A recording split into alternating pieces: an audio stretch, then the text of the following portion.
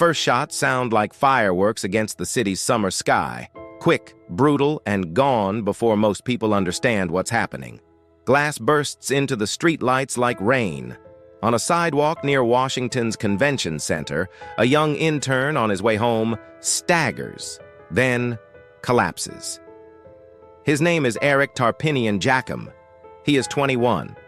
It's Monday night, June 30th, 2025, at the intersection of 7th and M Street Northwest in Washington, D.C. The air is heavy, humid, the kind of night when the city feels close and loud. Eric is spending the summer interning for Congressman Ron Estes, a rising senior who loves policy, numbers, and the energy of the Capitol. He texts his family, often, checks in, shares little victories. He's the kind of person who picks up extra coffee for a friend because he's already passing the shop. He doesn't know that a stolen car is rolling to a stop a short distance away. 3 figures climb out. They lift their arms, and then the sound that changes everything. 76 rounds sprayed up the block, aimed at 2 young men who jump from a bicycle and run. In seconds, windows shatter. A bus shelter shreds. People duck, scream, push behind cars. Eric is hit 4 times, according to prosecutors. He isn't the target. He isn't armed. He isn't even looking at the shooters. He's an intern, a son, a friend, a bystander.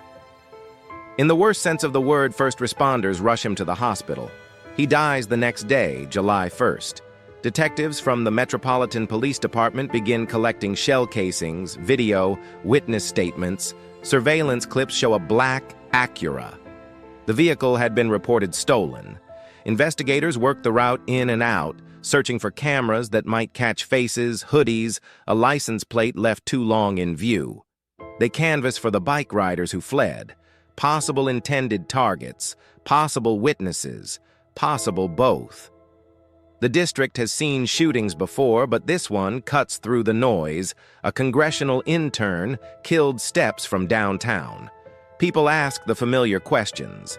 How did a city street become a battlefield? And how do you fix the kind of violence that spills without warning onto anyone's life?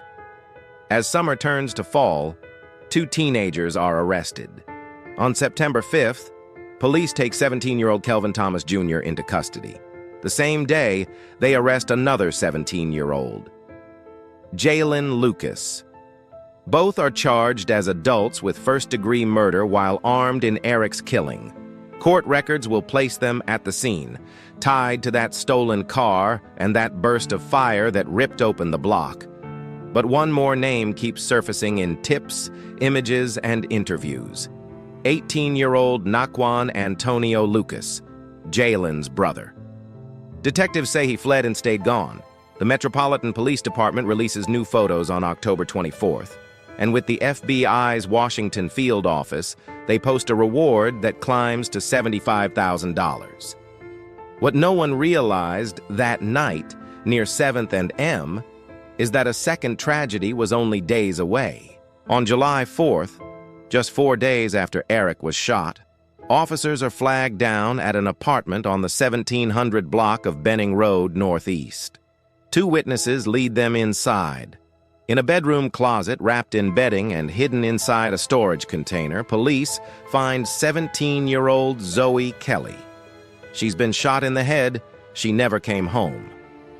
Prosecutors will later say the same suspect connected to Eric's death, 18-year-old Naqwan Lucas, is also responsible for Zoey's killing. The alleged sequence is chilling. A sidewalk ambush that takes an intern's life, then an intimate murder behind a closed door. On October 30th, the manhunt ends. Members of the Capital Area Regional Fugitive Task Force track Naqwan Lucas to Montgomery Village, Maryland. He's arrested without incident, transported, and brought into D.C. Superior Court, where that afternoon he pleads not guilty. According to the U.S. Attorney's Office, Lucas is indicted on 16 counts in Eric's case, and a separate indictment in Zoey's. The press release lists the case numbers: 2025 CF1 14017 for Eric, 2025 F1 14016 for Zoey, and notes a status hearing set for November 7th. The charges are allegations. By law and by principle, he is presumed innocent unless and until proven guilty. That matters. It always matters. At a news conference, U.S. Attorney Jeanine Pirro calls the killings predictable homicides, a pointed critique of youth justice gaps that, in her view, let dangerous behavior escalate. Police Chief Pamela A. Smith steps to the microphone and credits high-level detective work for connecting the cases, door-knocking, video grids, hours of pattern analysis that finally narrowed the search. Forensic technicians processed the shell casings from 7th and M, stitched together trajectories, and mapped the storm of rounds that night. Detectives compare the Benning Road apartment scene with what they are learning from the earlier shooting: phones, vehicles, associates, timelines. It's the quiet montage of any major investigation. Little pieces, added up, tested, and tested again. Meanwhile, the human cost keeps folding outward. Eric would have turned 22 that week, the prosecutor says. Another birthday parents must carry without their son. His colleagues on Capitol Hill issue statements that read like fragments of a life. Diligent, kind, curious. Friends post photos that feel ordinary until you know what happens next. Laughter in a crowded kitchen, a graduation cap, a selfie with a skyline. Zoey's family shares heartbreak through a statement read at the podium. They saw her that morning. That evening, she never came back. A mother's sentence breaks in the middle, then ends in the courtroom. The indictments outline two separate narratives bound by violence. For Eric, prosecutors allege a targeted street attack by rival crews that turned the block into crossfire. For Zoey, they allege a private killing hidden from immediate view. Investigators say video surveillance and witness accounts are central. They also cite the stolen Acura, the volume of shots, 76, and the efforts to recover the weapon or weapons used. A common thread appears: alleged group dynamics, retaliatory logic, the fast escalation of guns in disputes that might once have ended with words. A criminologist might call it a cycle of perceived disrespect and swift retribution, amplified by firearms and by the belief that the next shot must be yours. But theory never softens the loss. It only explains the speed. Public reaction is immediate and layered. Some focus on the randomness: a hard-working intern cut down walking home. Others point to how often bullets find people who are not part of any crew, any feud, any plan. The U.S. attorney links the case to a broader push for tougher accountability for violent youth offenders. The police chief emphasizes methodical detective work and the importance of community tips and camera footage. And neighbors, the ones who dive to the sidewalk when windows blow out, just want their block back. So where does this stand now? As of October 30th, prosecutors say 3 suspects are in custody: Kelvin Thomas Jr., Jailen Lucas, and Naqwan Lucas.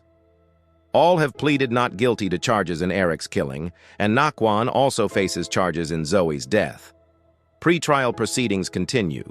No verdicts have been reached, and the presumption of innocence applies. Authorities are still seeking additional witnesses and evidence, including information about the firearm or firearms used on June 30th and what happened inside that apartment on Benning Road on July 4th. When we strip away the headlines, we're left with 2 families and a city asking the same question. How do you keep people safe in the most ordinary moments of their lives? Walking home, opening a door, standing on a corner waiting for the light to change. Eric Tarpinian-Jachym never knew the shooters. Zoey Kelley trusted someone enough to be nearby. Their names are now woven into a case that reminds us how thin the line can be between routine and catastrophe. Justice, when it comes, will arrive slowly. Hearings, motions, trials, perhaps appeals. The work is careful because it has to be. Lives depend on the system getting it right.